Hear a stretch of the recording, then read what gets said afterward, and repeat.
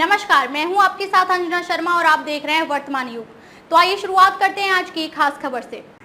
विक्रम प्रज्ञान को नींद से जगाने के लिए इसरो आज फिर करेगा कोशिश। एक दिन पहले नहीं मिली थी सफलता। चंद्रमा के दक्षिणी ध्रुव पर 15 दिन की जमा देने वाली रात के बाद फिर सवेरा हुआ है।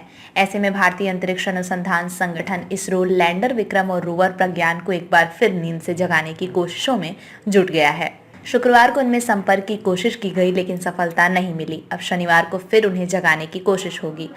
शुक्रवार को इसरो ने माइक्रो ब्लॉगिंग साइट एक्स पर पोस्ट में कहा, विक्रम लैंडर और रोवर प्रज्ञान के साथ संचार स्थापित करने के प्रयास किए गए ताकि उनके जागने की स्थिति का पता लगाया जा सके।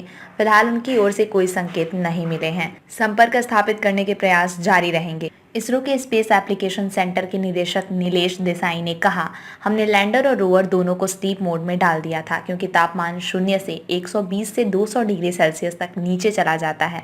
उम्मीद है कि रोवर और प्रज्ञान से फिर संपर्क होगा। 15 दिन स्लीप मोड में रखे गए थे दोनों।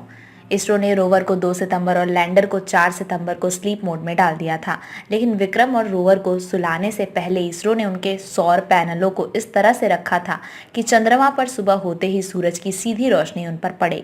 इसके अलावा बैटरी भी पूरी तरह चार्ज कर दी थी। अब चंद्रमा पर रात के बाद फिर दिन हुआ और इसरो की उम्मीद है कि सूरज की रोशनी से विक्रम और प्रज्ञान में लगे सौर पैनल चार्ज होंगे तो एक बार फिर दोनों काम करने लगेंगे। अगर ऐसा होता है तो वैज्ञानिकों के लिए बहुत बड़ी उपलब्धि होगी और उन्हें कम से कम अगले 15 दिनों तक चंद्रमा के बारे में कुछ और नई महत्वपूर्ण जानकारियां जुटाने का मौका मिल जाएगा। प्रज्ञान ने की थी 100 मीटर तक चहलकदमी। लैंडिंग के बाद 15 दिनों के दौरान रोवर प्रज्ञान ने विभिन्न तरह के शोध के लिए चंद्रमा की सतह पर करीब 100 मीटर की दूरी तय की थी। उसने दक्षिण ध्रुव के पास चंद्रमा की सतह पर सल्फर एस की मौजूदगी की पुष्टि की थी। इसरो ने शुरुआत में रोवर के लिए 300 से 350 मीटर की दूरी तय करने की योजना बनाई थी, परंतु कुछ निश्चित कारणों से रोवर सिर्फ 105 मीटर की दूरी तय ही कर पाया। इसके बावजूद मिशन उम्मीद से ज्यादा सफल रहा।